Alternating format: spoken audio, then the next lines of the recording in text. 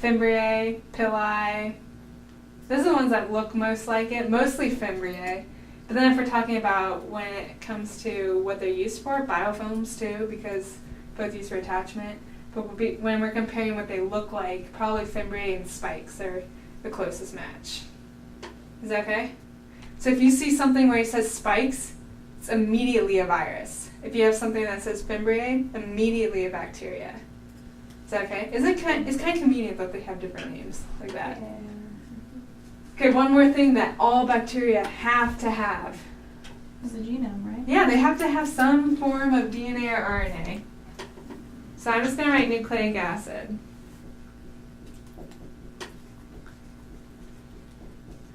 And again, that can be DNA or RNA.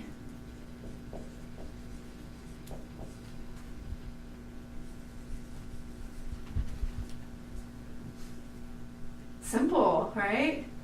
Now you're like, okay, well, what are all the bonuses that it can have? Just like this list over here, right?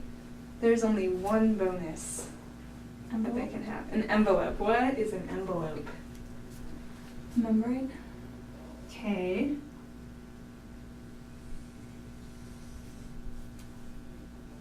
Basically, it's kind of like a lipid membrane that they stole from the host cell Ooh. when they exited. Okay, what's a huge difference between why are viruses not considered to be alive? They can't reproduce on their own. They can't reproduce on their own, okay? Life is determined by a couple things. Can it reproduce on its own? Does it react to stimuli in the environment? So if it gets cold, I put a jacket on. I reacted to it. Same bacteria do a bunch of things too. But viruses, they don't change anything based on temperature or chemical imbalance or anything like that.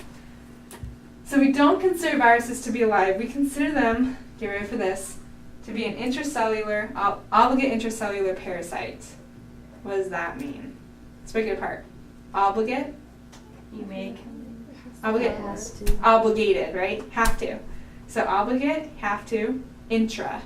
Inside. Okay, so have to, inside, intracellular. Inside the cell. So have to, inside the cell, parasite. This is the hard one. Like you get. So parasites like steal nutrients. Okay, so I can't live on my own. I have to depend on something else to live. Dependent. Yeah. So obligate intracellular parasite, the virus is obligated to live off of another cell. Is that okay? So when a virus goes inside of you, bacteria, they're outside the cells. They can reproduce all they want. But viruses, they have to go inside our cells to make their babies, okay? So they go inside, they're like, oh, I don't have ribosomes.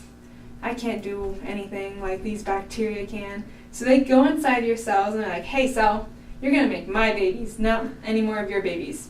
And the cell is like, oh man, because the virus doesn't really give it a chance, okay?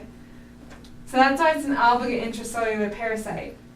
Now, when a virus is outside of a cell, does it look like the rest of the human body? If you see a virus floating around in me, does it like, oh yeah, that's normal? Mm-mm. No, it's like, what the heck is that, right? So what's going to want to eat that? Like the antibodies, right? Antibodies don't eat it, but antibodies will attach to it, and then the macrophage will come up and eat it. That's right. Okay? Now, does a virus want to be eaten? No. So he's like, what could I do where I don't look weird to the body? Because I'm tired of these macrophages coming up and eating me. So I want to look like the body. What could it do? It's an envelope on. Envelope is exactly what that is. Okay, you said that. It puts an envelope on. So when it's leaving our cells, remember, let's say it went into my skin cells, my epithelial cells. It went into one of my cells. Now when all the babies are leaving, they'll roll around on the membrane, the outer membrane. So let's say this is my cell, okay? And here are all the baby viruses. Now he comes up and he's about to leave and go infect another cell, but first he's like, oh, wait a second, I think I'm going to get an envelope. So he rolls here. And what he's doing is, what is this? The lipid bilayer membrane, right? Of what cell? The host cell. My cells, right? So he'll roll in it and he covers himself in it. And so that's what this is right here. He says in the study guide it's a lipid bilayer. It is, right? Remember what a lipid bilayer is? Yeah. But it's not just any lipid bilayer, it's mine. So now he's covered in human. So when he's going around the body, macrophages are all the time going, are you okay? Oh, you're good. You okay? Oh, you're good. And then when we get to something bad, they'll eat it. But now he's going to come up and attach to this, and he's like, oh, you're good. Because what does he see? You. Human. Does that make sense? Good question? I thought they have to have an envelope in order to get into the. Oh no, they Not don't. necessarily. No. Because not all viruses have envelopes. Like a lot of viruses that infect your stomach, they don't even bother getting an envelope because the gastric juice will just rip it right off. So in order to get an envelope, you have to be inside. Inside a of cell. But then once you have an envelope, you can go infect another host cell. And that's when he talks about endocytosis versus envelope fusion. Have you talked about that yet? I might go over that next time. Yeah, But based on if you have an envelope or not, there are different ways you can get into the next cell. Is that okay? Mhm. Does that make sense? It's a form of camouflage. The way he said it in class was that, like, you can't pick up an envelope unless you already had one. Talking about the mommy virus. So these are all new babies. Right. Okay, so once a virus, it's kind of hard because you guys don't understand the pathway yet. The virus goes into a host cell. Now, what is it wanting to do inside that host? Maybe I should draw this. What'd you say? Take it over. To do what? It sounds weird, but make babies. That's what I'll always say, okay? Can they make more than one in one host cell? Yeah, they make hundreds. So this is a Because host all cell. The diagrams and stuff like that, it looks like one Oh, virus just because came in, they're lazy. they duplicated themselves, No, and they that make a little lot. duplication came out. They make a lot. Okay. So let's say this is a virus, okay? In your little study guide, he used varicella zoster. Did you do your homework? Do you know varicella zoster? Yeah. Chicken pox. Was it enveloped or not? You remember? Oh, I don't remember. Yeah, I think it was. It was, okay? So this mommy has an envelope. Where did mommy come from? Another cell, okay? Now, mom comes in here. We're going to talk about how that happens later. But when she comes in here, there are structures inside the host cell called ribosomes. What do ribosomes do? They make Proteins. They make proteins. And proteins are what make babies, Yeah. okay? So the virus goes in there and is like, I want to make babies, so I'm going to hijack those ribosomes to make my proteins instead of the host cell. Are we still following? Okay, now what holds the information? What does the ribosome have to read to make the right proteins? DNA or RNA. DNA or RNA? Well, RNA, but Okay, yeah, some sorry, kind of sorry. nucleic acid. Now, where is the nucleic acid found? Inside the capsid. Okay?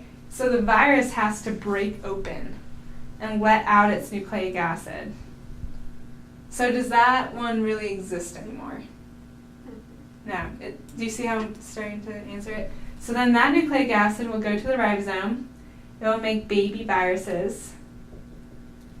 If the mommy had an envelope, these viruses also can get an envelope. So they'll roll, then they'll exit, and then all of these baby viruses will have envelopes, and then they'll do the same thing like mommy. So But all those baby viruses, none of them can just burst out of the cell without an envelope, right? No, they can't. Well, if they burst out of the cell, they would kill the cell. Yeah. There are two ways that viruses can leave. They can burst it open and not get an envelope.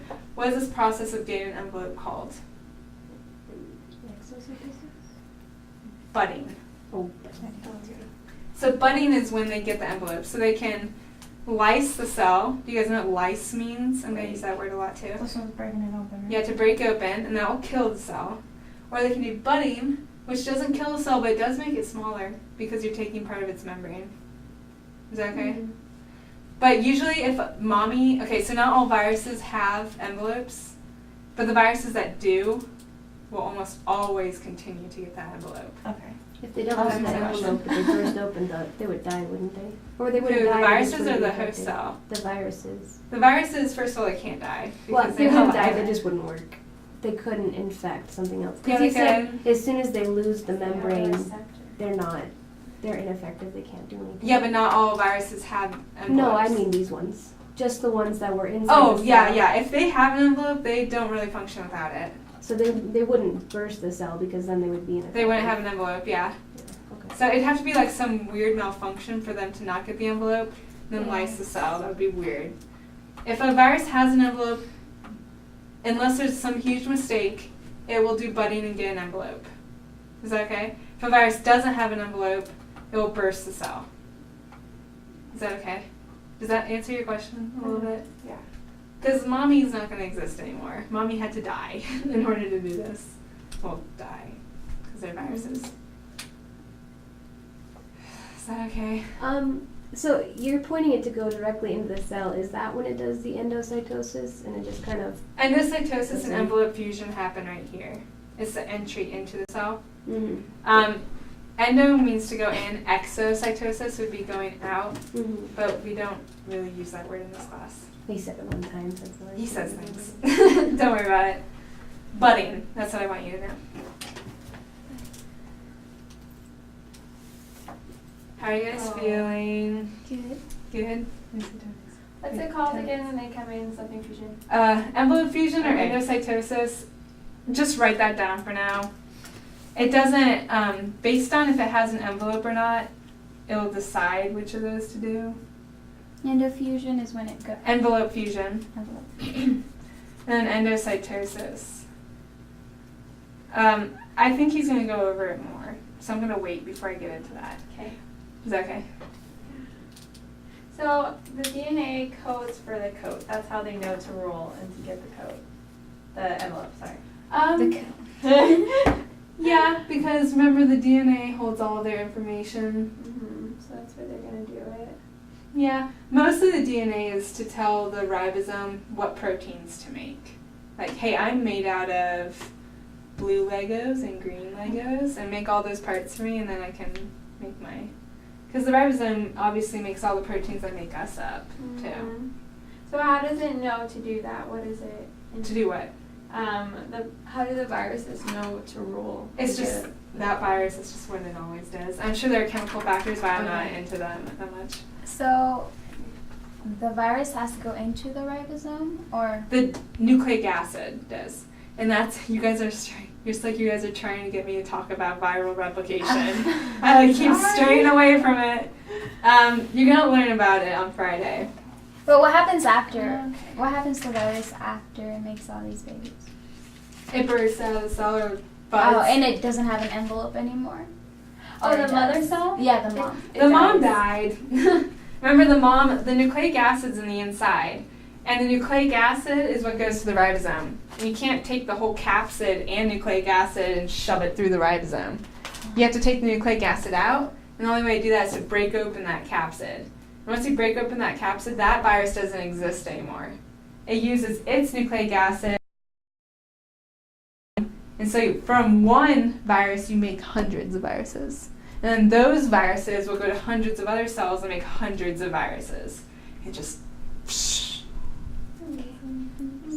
Is that okay? Yeah. You guys are like inching towards it, and I'm just like, come back. That's good. That means you guys are understanding it though, so. And you're curious, which is good. Wait till the final. We can talk about anything. I was studying for that. It's fun. So this next test that's coming up. Do you guys know what it is yet? He said like in 2 weeks, right? Oh man, you guys I have have it for the Monday after. Okay. Whoa, These chairs are terrible. I had an appointment the other day, and it was just like, is this like the exile room? So how would we prepare for that? Lots of things. Lots. So, Okay.